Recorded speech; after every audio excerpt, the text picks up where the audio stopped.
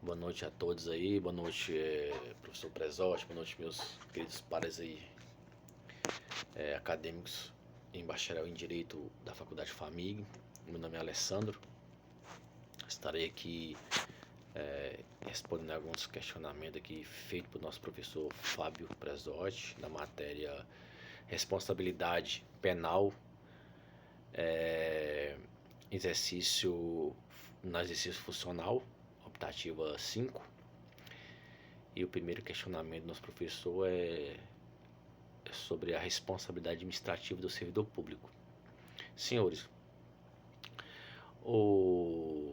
a responsabilidade administrativa decorre de uma infração a regramentos administrativos, sujeitando-se o infrator, que é o servidor público, a sanções de cunho administrativo, ou seja, é uma violação de servidor ao dever de proibições inseridos nos respectivos estatutos de cada estado da federação, tanto estadual ou federal ou municipal.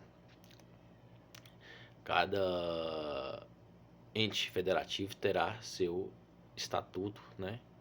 E os seus servidores seguirão as normas ali previstas.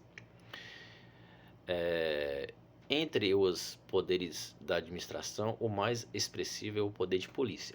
Senhores, vou dar alguns exemplos aqui. Os estatutos dos servidores prevê advertência, multa, suspensão sem remuneração e demissão a bem do serviço público. Vai depender de cada caso concreto aí, né? O que servidor aí cometeu, será instaurada uma investigação pré-liminar, que a gente chama IP, para investigar se houve autoria e materialidade aí nessa conduta do servidor. Após isso apurar e será comunicado aí o seu chefe imediato se vai abrir um PAD em processo administrativo e terá uma comissão ali dos servidores da sua secretaria que será dada ampla defesa e contraditória ao servidor para ver qual será essa punição. A outra, senhores, é a responsabilidade civil. A responsabilidade civil, senhores, do servidor público consiste aí na ressarcimento ao prejuízo causado à administração pública ou a terceiros em decorrência do ato omissivo ou compulsivo, doloso ou culposo no exercício de suas atribuições. O artigo 122 da Lei 8.112 de 90 e no artigo 37, parágrafo 6º da nossa Constituição Federativa de 88, prevê aí algumas responsabilidades aí civis desses funcionários públicos aí.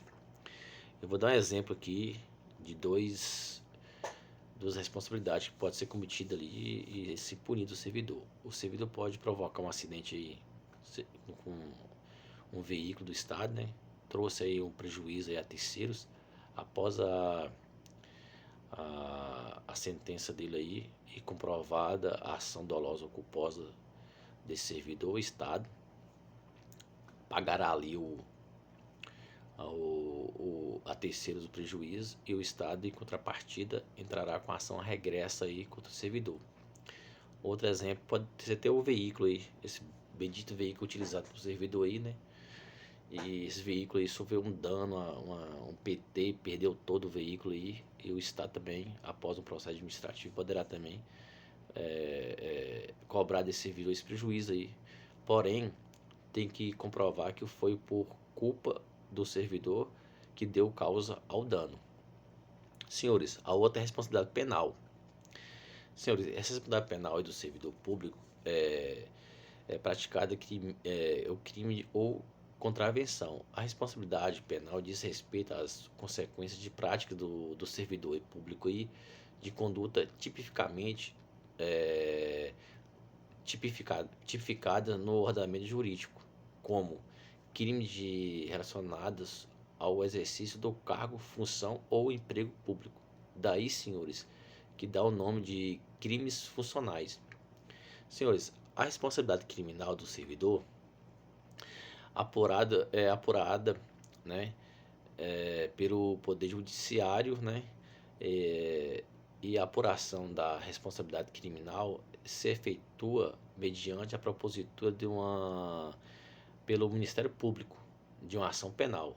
O Penal indica tais condutas nos artigos 312 a 328, constantes no título 11 dos crimes contra a administração pública. O capítulo 1º dos crimes praticados por funcionários públicos contra a administração em geral e nos artigos 359A e 309H, presentes no capítulo aí 4 dos crimes contra as finanças públicas, acrescido pela lei de número 1028 de 2000.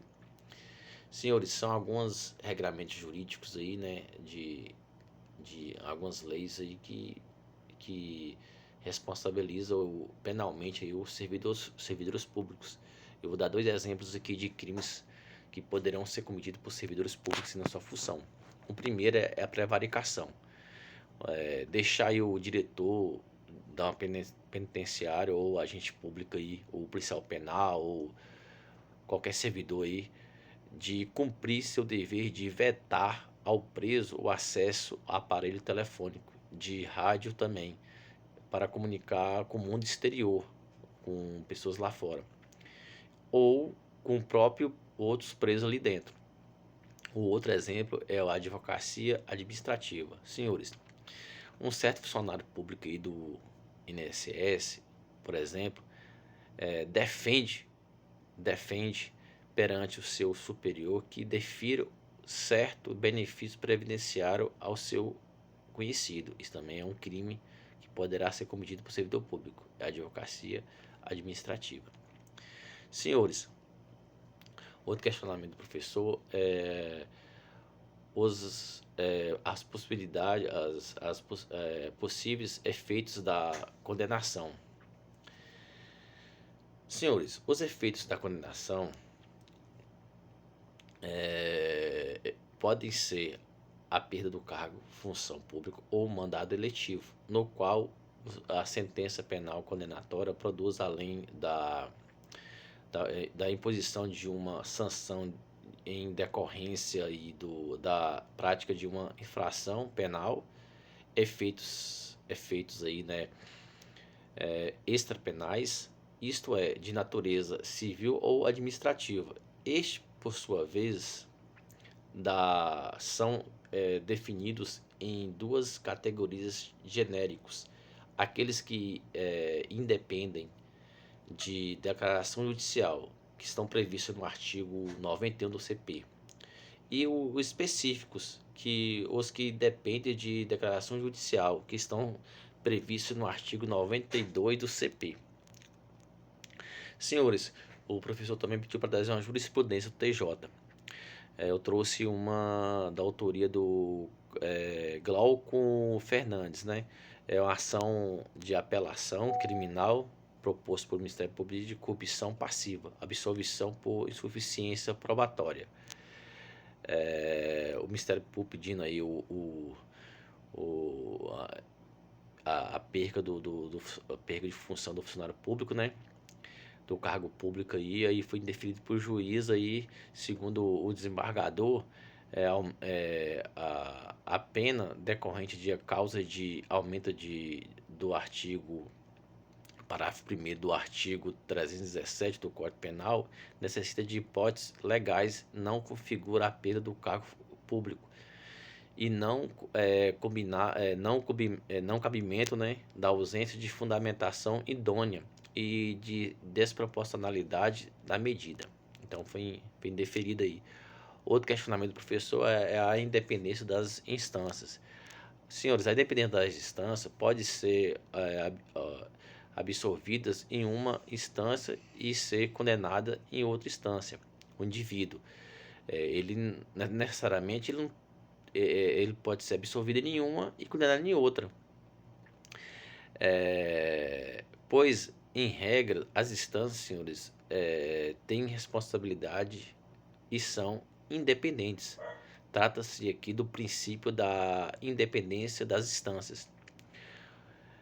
E é possível, e outra questionamento do professor, se é possível a contratar, contradições entre as instâncias, se há contradições entre as instâncias. Sim, a legislação brasileira prevê que as mesmas condutas ilícitas podem gerar consequências diversas e diferentes instâncias da justiça. Se, por exemplo, um servidor público comete um ato considerado crime durante o seu expediente, ele poderá ser processado e condenado em três esferas diferentes: a penal, né, que para a apuração do crime; a civil, caso a vítima reclame uma indenização indenização; e administrativa, para exames de sanções aplicáveis no serviço público. Em regra, senhores, essas instâncias funcionam de forma independente e podem adotar decisões distintas, sem que eventual condenação mais de uma delas configura em indevidas punições pelo mesmo fato, o chamado do princípio do ibis e idem. Entretanto, a própria legislação especial, o Código Civil e o Código de Processo Penal e a Lei 8.112 de 90 prevê hipóteses em que há implicações mútuas, impossível conexões entre andamento e resultado dessas ações. Senhores, por fim, o professor Presotti pediu que a gente tivesse uma conclusão pessoal sobre a importância da existência da responsabilidade funcional. Senhores, a responsabilidade funcional, os cidadãos anseiam por serviço público de qualidade oferecido pelo Estado, que funcione corretamente. Para tanto, necessitam de funcionários competentes, qualificados e prontos para desempenhar seus papéis de forma eficiente e satisfatória, atendendo assim às demandas da população. Execução do serviço público é uma das atividades, senhores, mais cruciais de uma comunidade, sociedade ou país. Toda nação necessita de serviço público, os quais são encarregados de proporcionar os vários serviços à comunidade. Dessa forma, senhores, é fundamental a valorização daqueles que desempenham a função de prestador de serviço para a comunidade. Nesse sentido, atender a população com excelência, comprometimento, deve ser sempre o foco e os propósitos dos trabalhadores.